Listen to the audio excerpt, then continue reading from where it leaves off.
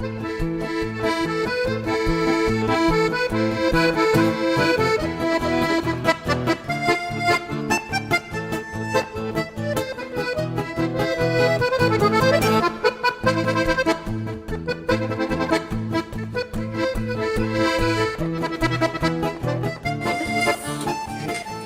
buenas tardes. Buenas tardes y agradecimiento muy especial en este caso no solo al ponente por haber venido aquí a la presentación de este libro, la asignatura pendiente, la memoria histórica democrática en los libros de texto escolar, Enrique Javier Díez Gutiérrez, sino a todas las personas porque había una prueba añadida, como hemos dicho antes, de habilidad y de inteligencia espacial para conseguir llegar hasta aquí. Y la habéis superado, ¿no? Bueno, yo soy Luis Torrego, soy profesor de esta facultad, de la Facultad de Educación del campus de Segovia, del Departamento de Pedagogía. Y a mi derecha tengo, en esta actividad organizada por el Foro Social de Segovia, a Enrique Javier Díez Gutiérrez, que es el autor de este libro. Enrique Quique, para los amigos, y como le conoce aquí buena parte de las personas que estáis en esta clase, pues es profesor de la Universidad de León, también es compañero del Departamento de Pedagogía y bueno, es miembro de una lista, yo diría que casi interminable de colectivos, ¿no? Por ejemplo, bueno, pues es miembro del Foro de Sevilla, que bueno, pues es un foro que se ha constituido para hacer una crítica al sistema educativo actual y a las propuestas que surgieron sobre todo con la LOMCE, ¿no?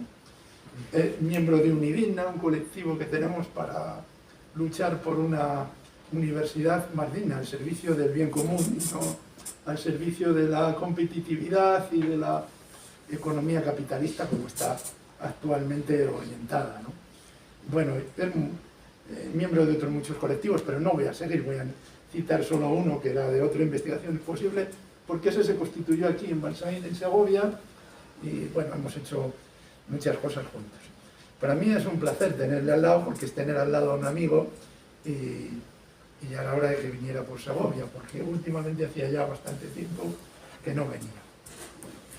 Bueno, yo recomendaría, hoy vamos a asistir a la presentación de un libro de Quique, pero recomendaría que echarais un vistazo a cualquiera de otras de sus publicaciones. Tampoco quiero hacer mucha propaganda del resto de publicaciones. Podéis leer, por ejemplo, las últimas cosas que hace, son muy sencillitas. Si entráis en el Diario de la Educación, pues veréis que se ha interesado por el decrecimiento, por la reforma universitaria que está actualmente en la Ley de Universidades, por la defensa de la escuela pública, por la igualdad de oportunidades o coeducación, por la educación ambiental, etcétera, etcétera, etcétera. A mí me sigue pareciendo muy interesante un libro muy antiguo del que hace años que él y yo no hemos hablado, que se llama La estrategia del caracol, que es sobre organización escolar, que me parece que tiene ideas muy originales aún hoy. El libro que nos ocupa hoy, del que vamos a hablar, en realidad es un librito que se titula, como ya he dicho antes, La asignatura pendiente, y que trata de un tema que es, bueno, yo no sé si diría si es oportuno, en realidad trata de romper el muro del silencio, ¿no? De una cuestión que nos sucede en este país y que es profundamente anómala. El que se haya construido un muro de silencio, una espesa niebla de olvido del pasado democrático y del golpe de Estado de 1936 y la consiguiente represión que se hizo posteriormente.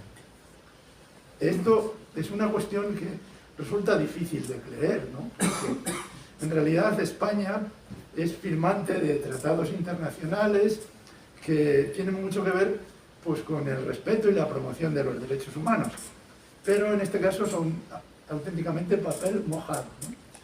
Porque la tesis oficial, 46 años ya después de muerto el dictador, pues sigue siendo la tónica oficial, pues el silencio, el olvido, y no ha habido ni memoria, ni justicia, ni verdad, ni reparación. Hay algunos casos aislados. Ahora mismo estamos desenterrando en esto que se decía en la canción de Drogas, que dice: España tierra de conejos, no país de madrigueras, con todas las tumbas y agujeros donde hay cadáveres todavía insepultos, sepultos, después de la guerra civil.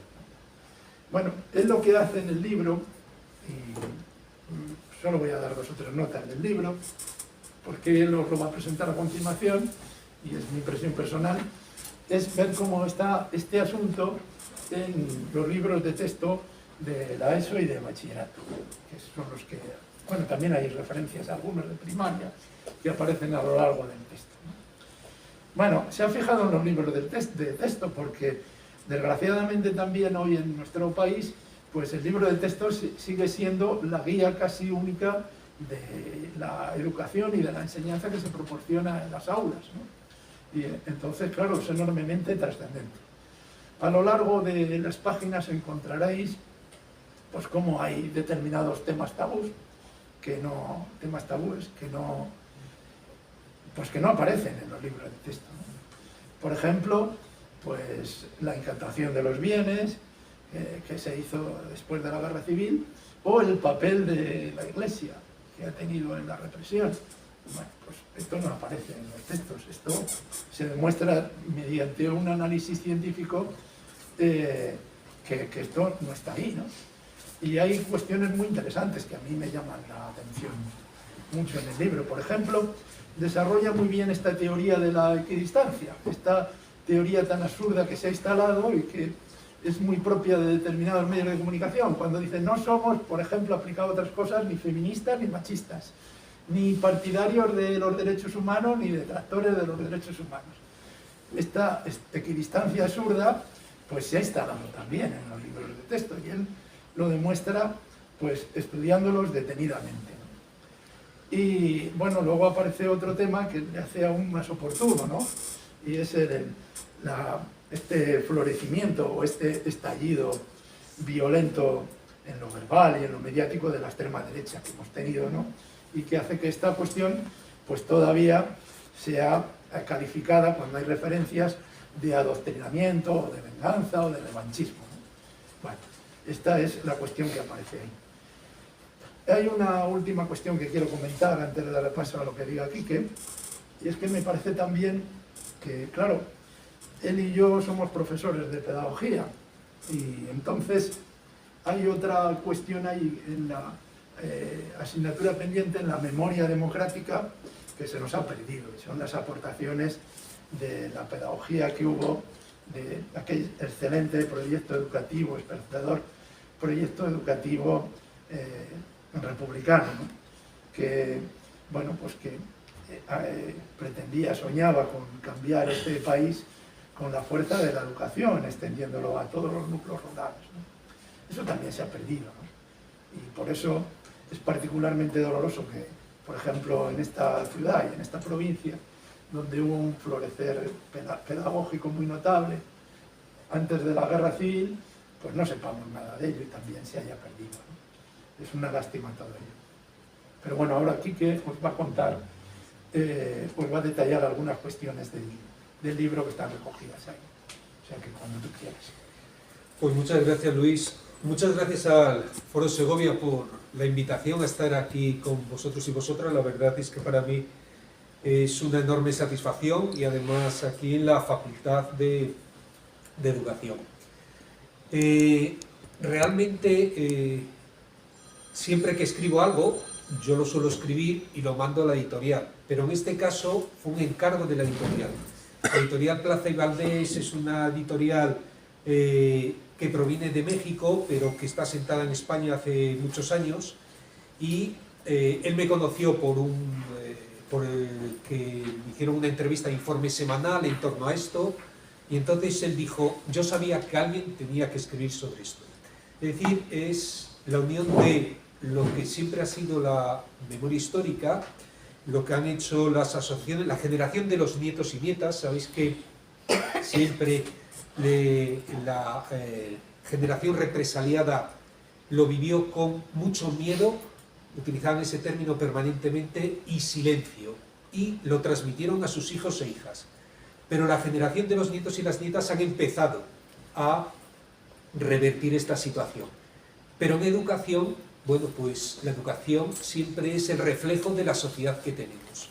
Entonces este es un libro fundamentalmente dirigido no a la comunidad educativa, sino a la comunidad social, porque las futuras generaciones son, de alguna forma, las que permiten mantener el hilo de la democracia que se inició en la Segunda República. Lógicamente, al poner el prólogo, pedirle a Alberto Garzón que iniciara el prólogo, os podéis imaginar dónde me sitúo ideológicamente y dónde nos situamos ideológicamente al hacer esto. De hecho, ¿cómo surgió esto? ¿Cómo surgió este libro? Yo recuerdo, y siempre cuento esta anécdota, que cuando fui con mi alumnado de la Facultad de Educación, yo cojo a mi alumnado en primero y luego los cojo en doctorado o en máster. Los cojo a la gente en primero porque me parece que tienen una mirada nueva, distinta y muy interesante, y me fui con ellos, con la gente de primero, de educación infantil, de primaria y de educación social, a ver El silencio de los otros, que fue el ganador al Goya al mejor documental.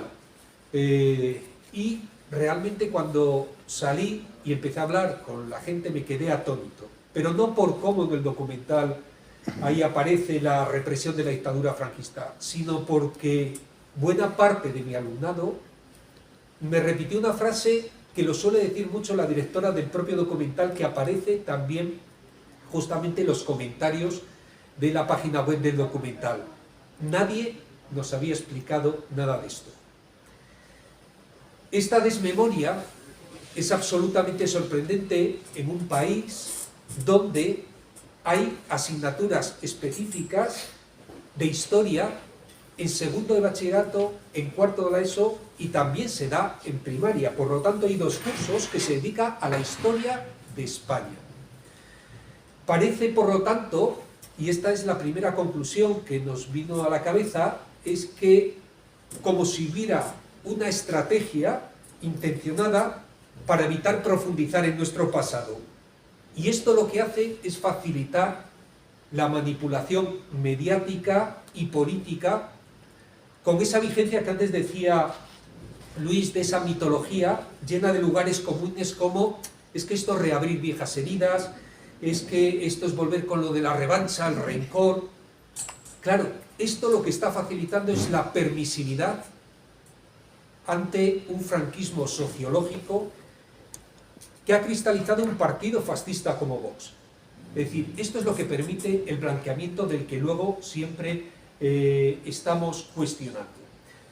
Pues bien, el olvido de la memoria histórica en la escuela lo que ha supuesto es que las generaciones que han llegado todos estos años a su etapa adulta carezcan de una formación sólida sobre lo que supuso la dictadura franquista y la lucha antifranquista que se mantuvo frente a ella. Todo lleva a pensar, sobre todo a la gente que es experta en historia, que si alguien se propuso enseñar rigurosa y sistemáticamente la historia española reciente, ha fracasado estrepitosamente.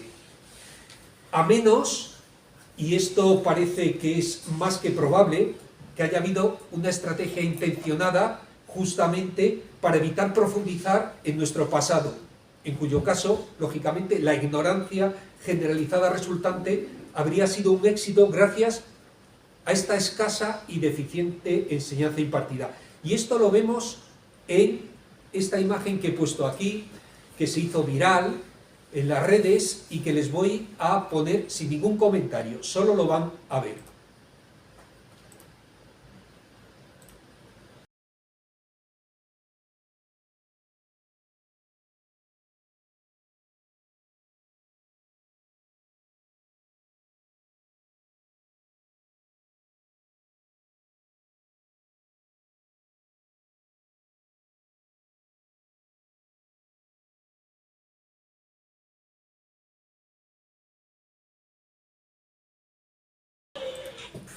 Bueno, como podéis ver, creo que es suficientemente significativo el ver a estos jóvenes que esto ha sido...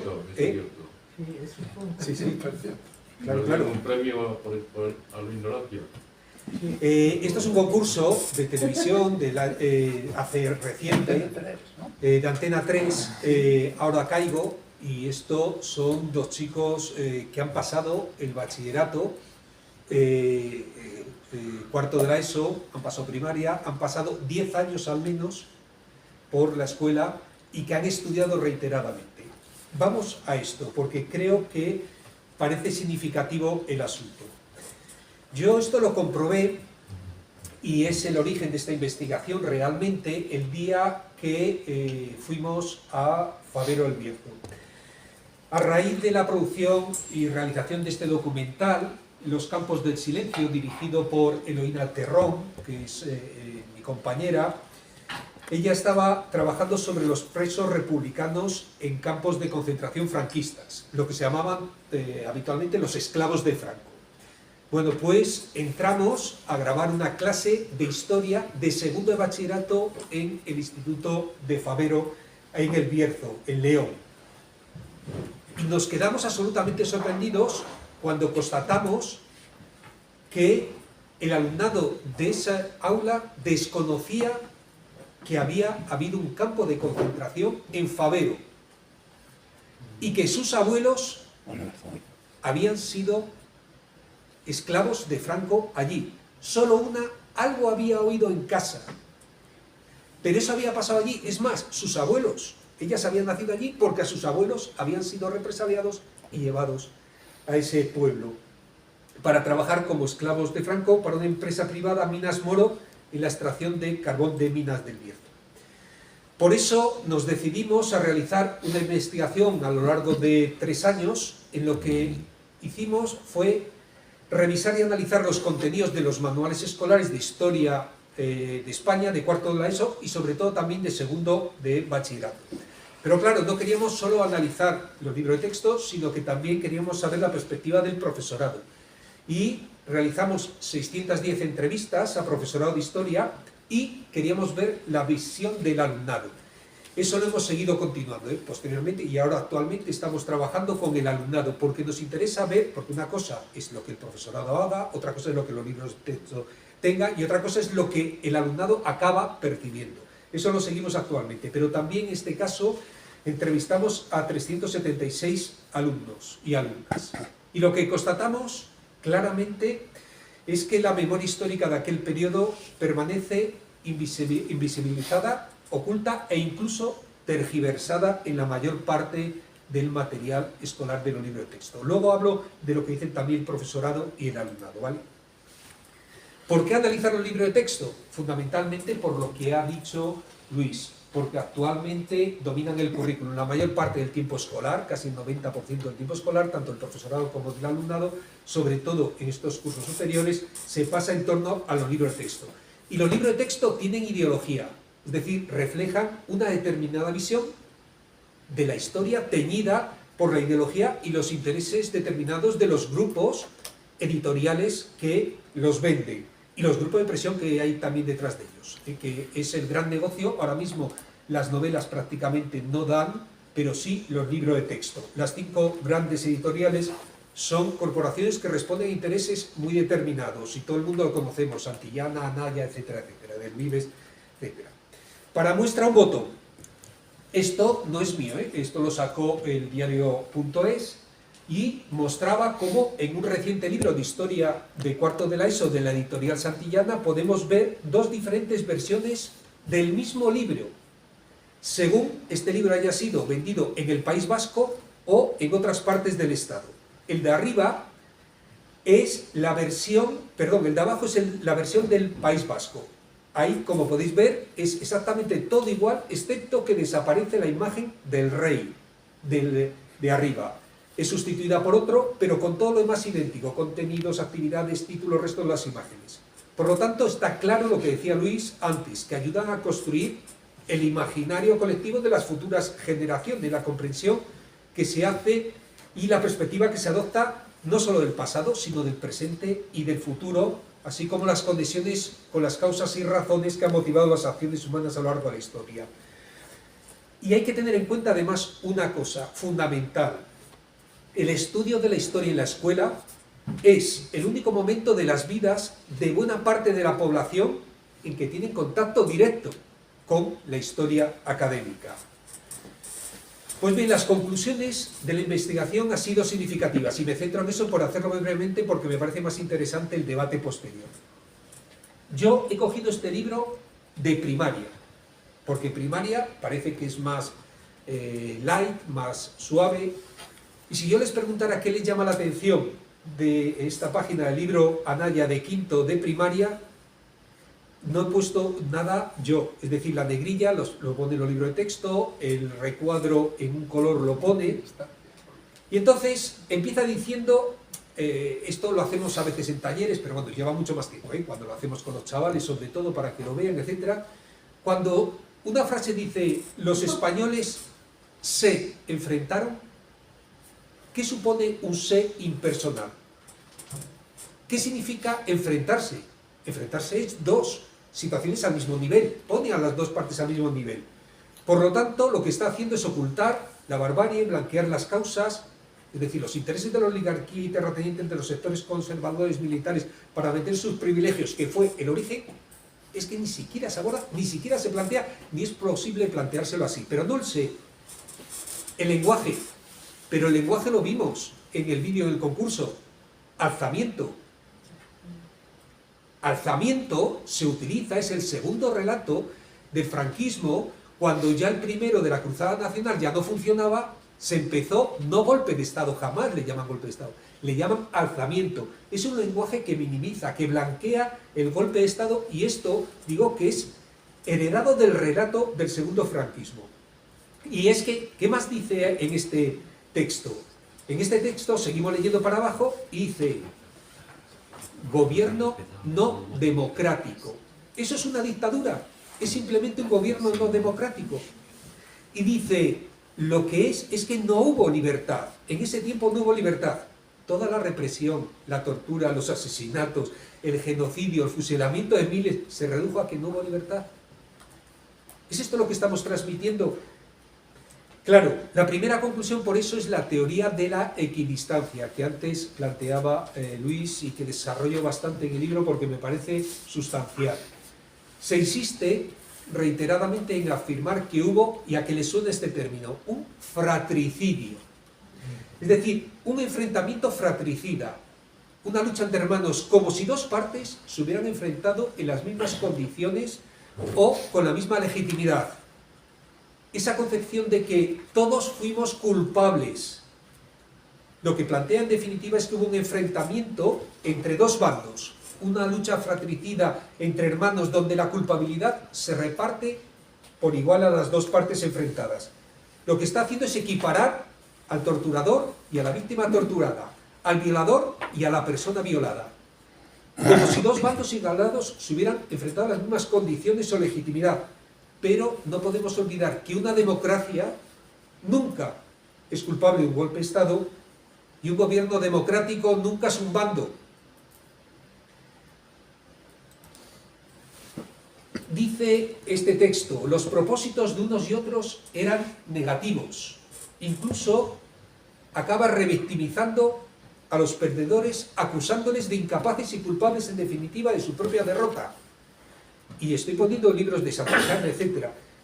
Esta teoría de la equidistancia, insisto, en que viene del segundo franquismo, cuando el relato de la cruzada deja de ser creíble y desde las filas del propio régimen empieza a hablarse de guerra entre españoles. Las generaciones de la democracia, de hecho, hemos sido educados desde esta interpretación basada en la supuesta equidistancia, en el reparto de la responsabilidad entre los bandos, en que fue una guerra fratricida, en que todos hicieron barbaridades, etcétera, etcétera. Esto es lo que digo que ha alentado la pervivencia de un franquismo sociológico que está permeando la sociedad española, que ahora ha puesto de manifiesto, bueno, pues el voto de un grupo político como Vox, que ha restaurado en España la imaginería, los postulados, el odio y la violencia sin complejos del fascismo, y que se está extendiendo o se está realimentando en toda Europa. Este es un libro de segundo de bachillerato de Santillana, donde podemos encontrar textos literales como estos que leemos a continuación. En los dos bandos hubo un fenómeno semejante. Puede decirse que la represión se produjo sobre todo en los primeros momentos del estallido. Simultáneo terror, característico de todas las guerras civiles, terror rojo y terror blanco con objetivos semejantes. Claro, lo que encontramos es la equiparación de la barbarie y la minimización de la represión sistemática. Ni la mitad de los libros de cuarto de la ESO y pocos más en segundo bachillerato explican cómo se hacían leyes a su medida para llevar a cabo fusilamientos, coacciones, expolios de quienes se les oponían o simplemente contra quienes no mostraban la suficiente simpatía. La equiparación entre golpistas y defensores de la democracia, cuando se dice uno y otro lado provocar las mismas víctimas, es que oculta el plan sistemático de represión de la dictadura, donde el afán de venganza fue orquestado legalmente y además con carácter retroactivo, prolongándose durante 40 años.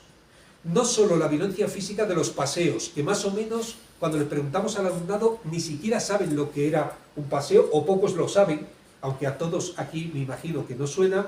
No hablo solo de las torturas o los fusilamientos, sino también el exilio interior de los topos. Ayer vimos la película en la 1 de la trinchera infinita, o los experimentos con las prisioneras de nuestro doctor Mengele, el profesor, no sé si llamarle así, Vallejo Nájera, que quería descubrir y erradicar el gen rojo.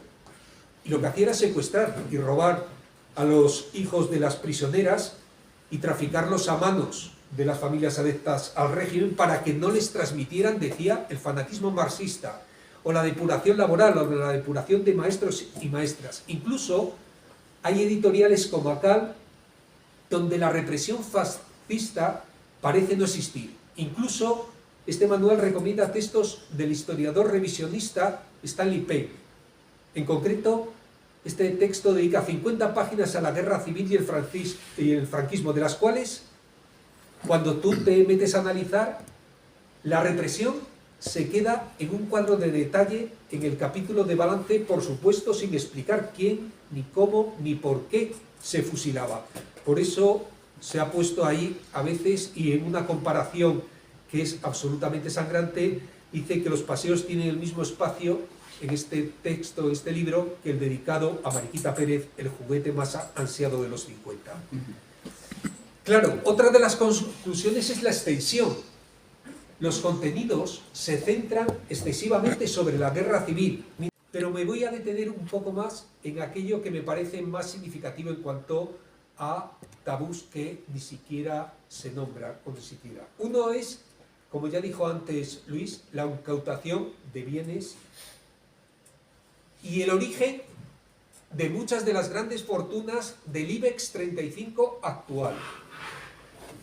Esto lo ha documentado perfectamente Antonio Mestre en este libro, Franquismo S.A., y se ve, ya lo habían además tasado también una proposición no de ley que se presentó hace tiempo en el Parlamento, pero que quedó en el libro de los justos, donde más se reconoce que más de 200.000 familias sufrieron en España el expolio de sus bienes, según los cálculos más estrictos.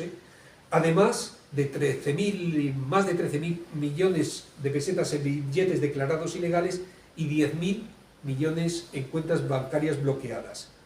Todo esto digo que es lo que supone también el inicio de muchas de las grandes fortunas que hoy cotizan en el IBEX 35. El penúltimo que quiero señalar es el papel legitimador de la Iglesia dentro del aparato represor del franquismo. Sí que aparece, como aquí señalo, en rojo, buena parte de los libros de texto, que la Iglesia fue uno de los apoyos legitimadores del régimen franquista, pero no se menciona explícitamente ni se analiza su participación en la represión. Es que no solo algunos obispos dieron apoyo material, entregando dinero y joyas a los sublevados o legitimaron la sublevación, sino que la institución eclesiástica utilizó sobre todo su ascendiente respecto a la población y su influencia en la vida cotidiana, especialmente en las zonas rurales, al servicio del golpe de Estado y posteriormente en la dictadura. De hecho, daban instrucciones, directrices, diciendo claramente no proteger o delatar a izquierdistas o afiliados a sociedades marxistas. De hecho, colaboraban con las autoridades golpistas y daban informes de sus parroquianos, sistemáticamente. Y la Iglesia Católica nunca ha pedido perdón por sus numerosas implicaciones en los crímenes del franquismo. Somos otra anomalía en Europa y en el mundo en esto, pero tampoco ha indemnizado, aunque solo fuera moralmente, a sus víctimas. De hecho, lo más habitual casi siempre ha sido la postura contraria. Y por último, y creo que uno de los más significativos también de las ausencias y de los tabús, es la triple represión de las mujeres. Primera, por ser rojas y defender la República Democrática.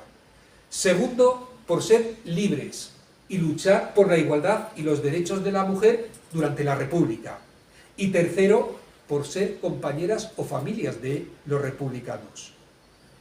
Por eso sufrieron formas específicas de represión y de humillación pública, como por ejemplo el rapado de pelo, que según la mitología del fascismo, era la forma de despojarlas del símbolo preferente de la feminidad o más externo, o la ingesta de aceite de ricino, lo cual te provoca una diarrea constante, al tiempo que eran paseadas por las calles imitando las procesiones medievales de la Inquisición, de ahí viene.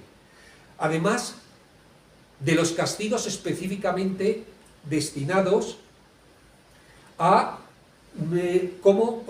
atentar de alguna forma contra su rol reproductivo y por tanto vinculados a la maternidad, como este que comentaba antes de la separación de madres e hijos e hijas de las cárceles, o la sustracción de menores a madres condenadas a muerte y ejecutadas, que eran traficadas a familias afectas al régimen. Pero también el cuerpo de las mujeres fue utilizado como campo de batalla en el que humillar y vencer al enemigo, a los parientes masculinos ausentes, con la violencia sexual y las violaciones reiteradas. Todo esto era también una forma de disciplinarlas. Como mujeres que habían roto moldes, sobre todo en esa lucha por conquistar libertades durante la República, y lo que pretendían era dar ejemplo así para volver a todas las mujeres a su posición de subordinación, a su lugar en el hogar tradicional de la mitología del fascismo. Acabo diciendo que en todo este análisis creo importante hacer un matiz crucial. Hay que reconocer que recientemente alguna editorial sí que menciona la represión, incluso incluye dentro de sus actividades alguna referencia a la lucha antifranquista y a las víctimas españolas de los campos de concentración nazis. Por lo tanto, si se quiere, se puede. Pongo el ejemplo de Vicent Vives, que es el más significativo. ¿Qué hacer entonces? Pues claramente tomemos ejemplos de otros países.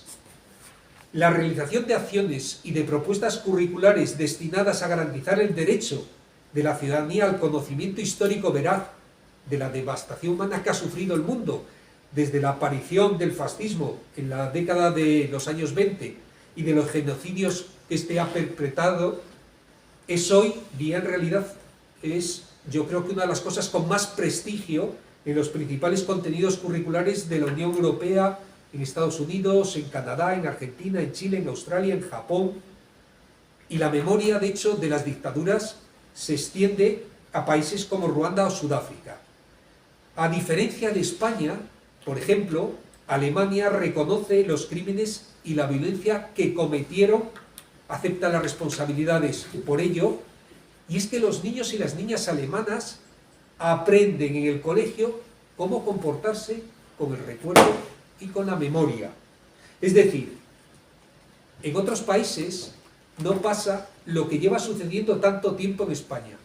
De hecho, hasta la ONU, en 2014, emitió un informe que cuestionaba la aplicación de la Ley de Memoria Histórica. Y en 2020, en el nuevo informe de la ONU sobre derechos humanos en España, insistía de nuevo en pedir avances en esta materia y reiteraba la necesidad de avanzar en el derecho a la verdad, a la justicia, a la reparación y a las garantías de no repetición. Y siempre sentencia lo mismo: conocer la verdad es un derecho inalienable de los pueblos. Por eso hemos hecho unas unidades para la recuperación de la memoria histórica con 3 finalidades fundamentalmente: recuperar esta parte de nuestra historia que ha quedado en buena medida olvidada o silenciada en el currículo escolar, porque siempre nos dicen que hacemos análisis, que hacemos crítica, pero nunca hacemos propuestas alternativas. Bueno, pues por eso lo hemos hecho, para ayudar al profesorado en su labor docente y que pueda insertar en el currículo ordinario de las materias correspondientes con actividades adecuadas a las edades de su alumnado. Pero teníamos una segunda finalidad, es que fuera más allá de especialistas e interesados y de las asociaciones memorialistas este tema. Es decir, que llegara a todos los centros escolares, a las bibliotecas públicas, a todos los espacios de conocimiento y de cultura. Y también tenía una tercera finalidad, que era propiciar que estas unidades didácticas fueran el germen de unidades didácticas en otras zonas y regiones que progresivamente vayan recuperando aspectos y retazos de su contexto geográfico e histórico, porque esto es una de las cuestiones del currículum que siempre demandamos, es decir, un currículum situado en el propio entorno. Estas unidades didácticas, bueno, pues tienen páginas de contenidos con documentos breves alusivos a la temática, gráficos y esquemas ilustrativos, páginas de testimonio de personas que vivieron los hechos, que es esa parte de la memoria que hemos querido incorporar, páginas de textos históricos en documentos gráficos, pero sobre todo quizá lo más interesante son las páginas de actividades, es decir, más de 100 tareas y actividades para realizar con el alumnado. Unas actividades para que les ayude a profundizar en la comprensión global de los contenidos, pero también que les ayude con el análisis de fuentes primarias de la época, a través de las cuales tienen que analizar los hechos que acontecieron, que esto es parte de lo que se hace siempre en la materia de historia. Ya no se trata de darles una visión sobre la historia, sino que construyan la suya propia a partir de los testimonios directos o de los documentos históricos que han quedado. Y por último, un tercer apartado en cada unidad de actividades de refuerzo y ampliación para quienes quieran profundizar en la materia, trabajando bien de forma independiente o bajo una supervisión del profesorado, pero más abierta y libre. Una actividad, por ejemplo, se les pide que hagan una investigación sobre los símbolos franquistas que hay todavía en espacios públicos. Antes de ayer estaba en Villafranca del Bierzo fotografiando todavía la exaltación justamente a los fascistas en una de las iglesias de Villafranca del Bierzo. Y esto tiene que seguir los procedimientos que se utilizan en el campo de la historia contemporánea, y se les pide que hagan un análisis pues, de las razones que llevaron a la retirada de los símbolos republicanos en su momento y por qué ahora se ha legislado para que los símbolos franquistas sean retirados. Muchas de estas actividades van casi siempre un poco más allá de las anteriores y también les proponen, si así lo deciden, que se impliquen y se comprometan. Por ejemplo, convirtiéndose en reporteros gráficos que recuperen la memoria histórica de las personas que conocen. Algunas de estas páginas que denominamos especiales las queremos resaltar porque son dedicadas a los testimonios directos de las propias víctimas. Queremos que pasen, o de los maquis, es decir, de los resistentes, no solo quienes sufrieron, sino también quienes lucharon por mantener la República. Queremos que pasen de rojos, de bandoleros, de víctimas a protagonistas de la historia, porque queremos que su nombre no se borre de la historia, como decían las 13 rosas y quienes iban a ser fusilados. No solo que no se borre, sino que pase a ocupar un puesto protagonista en la historia futura.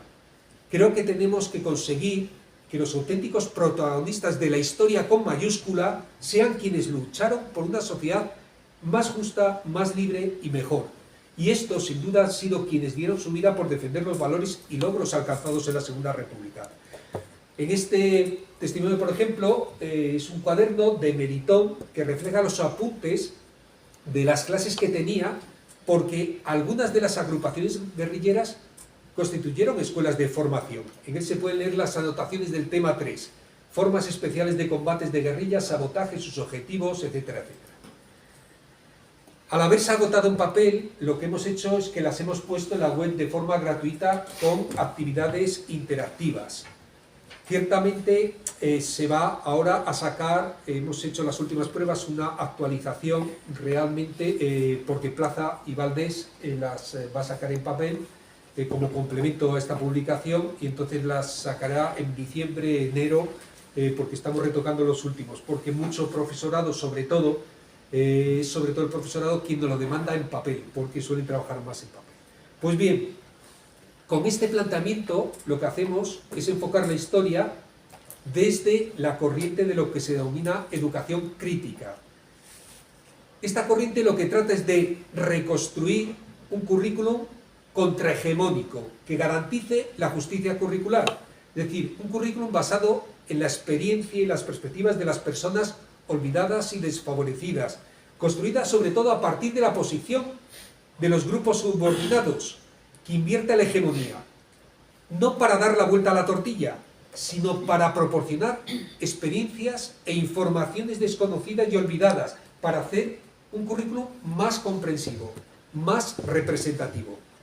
Esto significa replantear la historia desde la perspectiva de los perdedores, los grupos oprimidos, represaliados, olvidados, porque la historia que contamos habitualmente es la historia de los vencedores, la salsa rosa de los ricos y los famosos. Si eso hubiera sido los genocidios, las guerras, las batallas, la especie humana no hubiera sobrevivido. Hay otra intrahistoria del cuidado, del cariño y la atención, casi siempre a cargo de las mujeres, que siempre olvidamos y desaparece en los libros de historia.